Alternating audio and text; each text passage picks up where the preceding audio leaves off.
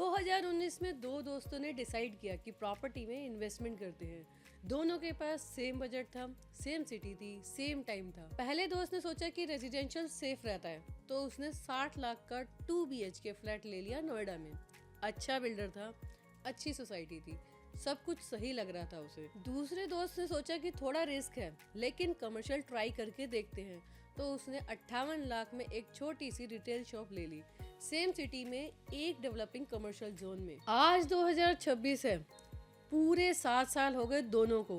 पहले दोस्त का फ्लैट जो उसने 60 लाख में लिया था, आज उसकी वैल्यू 1.4 CR के आसपास है और रेंट मिलता है 18,500 रुपए पर मंथ। दूसरे दोस्त की शॉप जो 58 लाख में थी, आज उसकी वैल्यू 88 लाख के करीब है, लेकिन रेंट मिलता है 35,000 से 38,000 पर मंथ।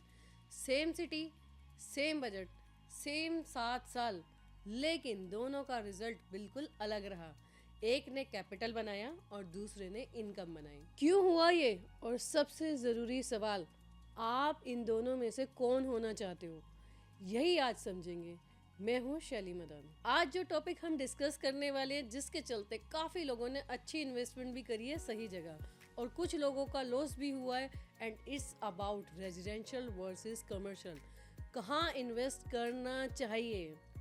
आज के इस वीडियो में आपको वो सब बताऊंगी जो एक एक्सपीरियंस इन्वेस्टर सालों की गलतियों के बाद सीखता है। तो वीडियो में लास्ट तक जुड़े रहिए। पहले एक इम्पॉर्टेंट चीज क्लियर करते हैं। जब भी लोग कमर्शियल और रेजिडेंशियल रियल एस्टेट इन्वेस्टमेंट की बात करते हैं, एक ही सवाल पूछते हैं, प्राइस बढ़ेगा या नहीं। लेकिन ये पूरा सवाल नहीं है। सही सवाल होता है, ये प्रॉपर्टी मेरे लिए कितना काम करती है जब तक मैं इसे होल्ड कर रहा हूँ। और उसी एक सवाल का जवाब commercial versus residential real estate में जमीन आसमान का फर्क क्रिएट करता है। वही फर्क जो उन दोनों दोस्तों के बीच था, तो दोनों को अंदर तक खोलते हैं। नंबर के साथ रेजिडेंशियल। पहले दोस्त ने रेजिडेंशियल चूज किया, और इंडिया में ज्यादातर लोग यही सोचते हैं कि रेजिडेंशियल सेफ रहता है, और ऑनेस्टली वो गलत भी नहीं था। नोएडा में रेजिडेंशियल प्रॉपर्टी ने 2019 से 2024 के बीच 152% एप्रिसिएशन दी है। यह data prop equity and Anarock से आता है।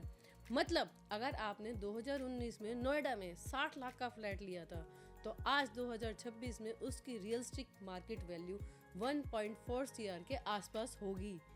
ये एक बहुत स्ट्रॉन्ग कैपिटल गेन है। लेकिन अब रेंटल यील्ड देखते हैं। एनारॉक के Q1 2024 डाटा के अकॉर्डिंग नोएडा में residential rental yield 3.7% per annum है। तो 60 लाख की प्रॉपर्टी पे आपको मिलेगा अप्रोक्सीमेटली 18,500 रुपए पर मंथ का रेंट। अब सोचो, सेम 60 लाख अगर FD में रख देते तो 7% मिलता, बिना किसी टेनेंट की टेंशन के, बिना मेंटेनेंस के, बिना वैकेंसी के।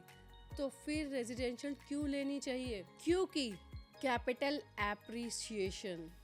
नोएडा का 152% का जंप ये सिर्फ नंबर्स नहीं है, ये मेट्रो आने से हुआ, द्वारका एक्सप्रेसवे से हुआ, जेवर एयरपोर्ट के अनाउंसमेंट से हुआ, और IT एम्प्लॉयमेंट हब्स के एक्सपेंड होने से हुआ।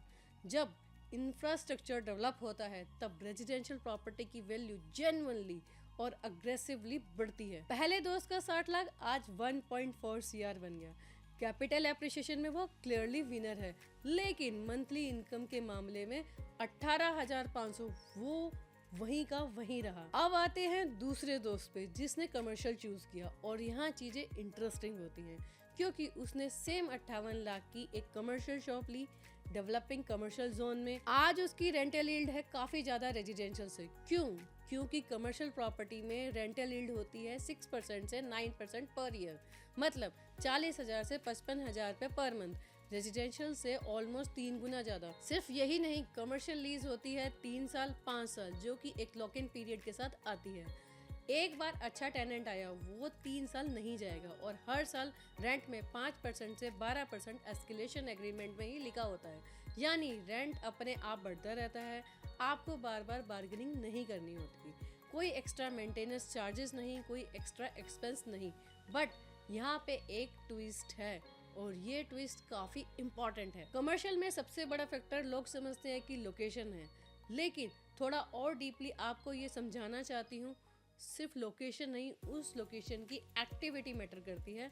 मतलब क्या उस एरिया में लोग एक्चुअली आते हैं, क्या बिजनेस चल रहे हैं, क्या फुटफॉल है, क्या एम्प्लॉयमेंट जनरेट हो रहा है आसपास में। एक प्राइम लुकिंग एड्रेस बिना रियल एक्टिविटी सिर्फ एक महंगा साइन बोर्ड है, टेनेंट नहीं आएगा। और यही वो गलती है जो कमर्शियल इन्वेस्टर सबसे ज्यादा करते हैं। अब आपने ये सुनने के बाद इंस्टेंट डिसाइड कर ही लिया होगा तो कमर्शियल बेटर है ना, वही लेना चाहिए। नहीं, और यहाँ मैं वो बात करूंगी जो कोई नहीं करेगा, रेजिडेंशियल वर्सेस कमर्शियल।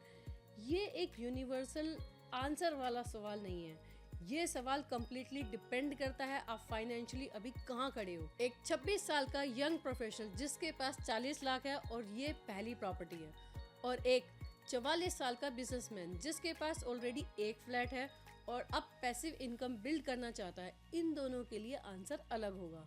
और यही चीज़ मैं आपको आगे वीडियो में बताने वाली हूँ, एग्जैक्टली कौन से इन्वेस्टर को किधर जाना चाहिए। लेकिन उससे पहले एक quick but important number comparison आपको समझना होगा, स्क्रीनशॉट करो इसे। रेंटल यील्ड जो कि रेजिडेंशियल में 2 to 3%, कमर्शियल में 6 to 9%, डिफरेंस ऑलमोस्ट 3 टाइम है दोनों में। एंट्री बजट जो कि रेजिडेंशियल में 30 लाख से स्टार्ट होता है, वहीं कमर्शियल में 50 लाख से ऊपर जाता है। बिगिनर के लिए रेजिडेंशियल एक इजी एंट्री हम मान सकते हैं। टेनेंट स्टेबिलिटी रेजिडेंशियल में 11 months that comes with repeat tension, commercial में 3 से 5 साल जिसमें built in escalation and that too with your peace of mind. Residential property easily sell होती है, बायर मार्केट में ज़्यादा है, कमर्शियल में टाइम लगता है, बायर पूल छोटा होता है। अगर रिस्क की बात करें तो रेजिडेंशियल में low risk slow reward, commercial में कैलकुलेटेड रिस्क होता है एंड हायर रिवॉर्ड। अब वो बात जो मेन इम्पोर्टेंट है समझना, रेजिडेंशियल में इंडिया के काफ़ी मेजर मार्केट में ओवर सप्लाई आ गई है। इतने फ्लैट है कि रेंट बेयरली बढ़ रहा है और पोजेशन डिले वो तो इंडिया में अब ऑलमोस्ट नॉर्म बन गए हैं। इफ सम बिल्डर सेज कि आपको आपका फ्लैट 2023 में मिलेगा, आज 2026 में भी कंस्ट्रक्शन चल रहा है और लॉस आप झेल रहे होते हो, बिल्डर नहीं। कमर्शियल में अश्योर्ड रिटर्न स्कीम का बहुत बड़ा ट्रैप है। बिल्डर बोलता है 10% गारंटीड रिटर्न मिलेगा।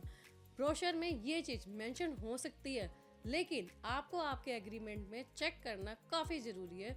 वो क्लोज इतना वीक होता है कि लीगली एनफोर्स करना ऑलमोस्ट इम्पॉसिबल हो जाता है। दोनों में रिस्क है, दोनों में बहुत अच्छी अपॉर्चुनिटीज़ भी है। अगर हम बात करते हैं कि आप रेजिडेंशियल चूज़ करते हो, ये आपकी पहली प्रॉपर्टी है, बजट 50 लाख से कम है, खुद रहने का ऑप्शन चाहिए, low risk slow growth prefer है, 8 से 10 साल का पेशेंस है। अगर आप कमर्शियल प्रॉपर्टी चूज करते हो, एक रेजिडेंशियल प्रॉपर्टी ऑलरेडी है आपके पास, बजट 50 लाख से ऊपर है, मंथली पैसिव इनकम चाहिए, एक्टिविटी बेस्ड लोकेशन रिसर्च करना सीख सको, 5 से 7 साल का हॉरिजन है। और अगर दोनों चूज नहीं कर पा रहे हो तो ये रूल हमेशा याद रखो, पहले एक सॉलिड रेजिडेंशियल लो, फिर कमर्शियल की तरफ बढ़ो। यही सीक्वेंस है जो successful real estate investor follow करते हैं। अगर इस वीडियो से आपको थोड़ी भी क्लैरिटी आई तो एक काम करो, अभी इस वीडियो को उसके साथ शेयर करो जो इन्वेस्टमेंट तो करना चाहते हैं बट कंफ्यूज्ड है कि रेजिडेंशियल में करना है या कमर्शियल में। अगर आप चाहते हो कि मैं आपको पर्सनली गाइड करूं आपके बजट और आपकी सिचुएशन के हिसाब से कौन सी प्रॉपर्टी सही है, तो मुझसे कनेक्ट करो नीचे दिए गए नंबर पे। मैं हूँ शैली मदान, आपकी trusted real estate adviser. Invest smart, live better.